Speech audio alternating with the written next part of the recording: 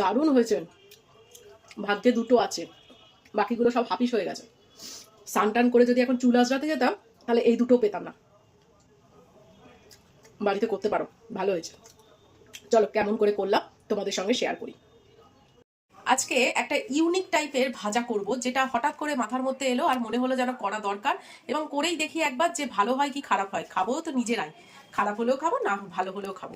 তাই জন্য প্রথমে শুকনো খোলায় তেজপাতা, গোটা গরম মশলা, জিরে আর ধনে, বেসিক মশলাটা একটুখানি শুকনো খোলায় ভেজে নেবো।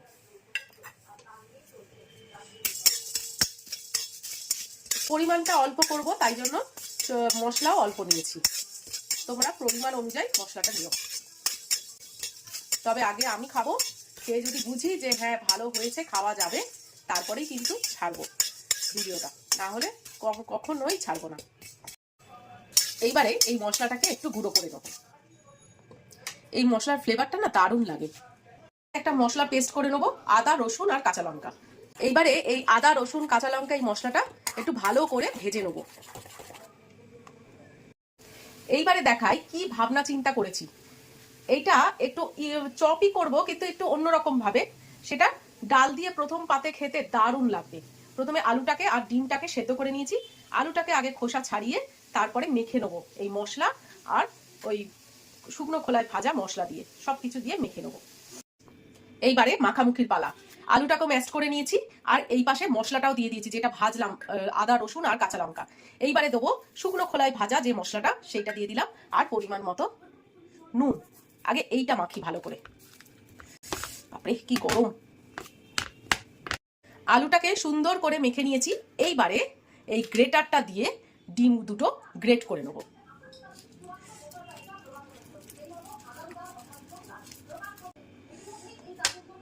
ঠিক এইরকম ভাবে, এরকম সুন্দর করে দুটো সেদ্ধ ডিম পুরো গ্রেট করে নিয়েছি।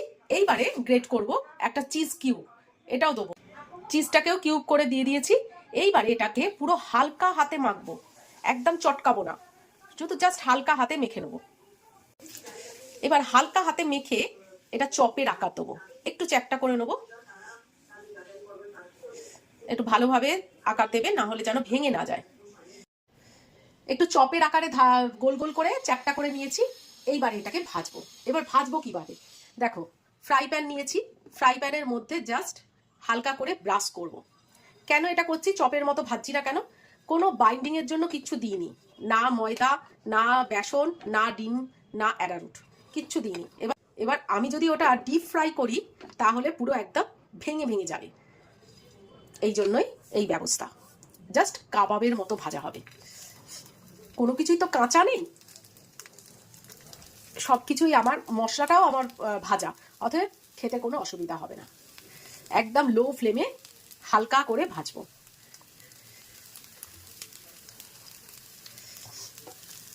ব্যাস, এবার ভাজতে থাকো। এক পিঠ হয়ে গেলে আবার উল্টে দেবো। এক পিঠ হয়ে গেছে, উল্টে দিয়েছি কাবাবগুলোকে।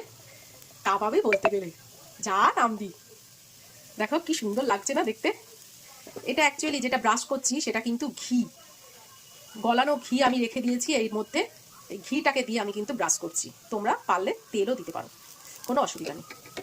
আগে খেয়ে দেখবো কেমন হয়েছে, তারপরে কিন্তু ছাড়বো ভিডিও, না হলে না কমেন্টে গালাগালি খাবো পরে।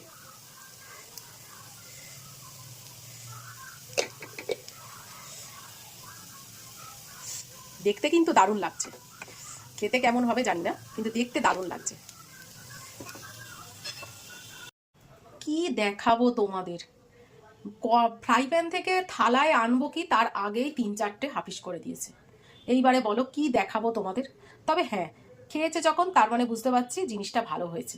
তবে একটাই কথা, যে একটু চিকেন দিতে পারতে, মানে সব কিছুতে চিকেন, পেঁপের তরকারিতেও এবার চিকেন দিতে হবে আমার।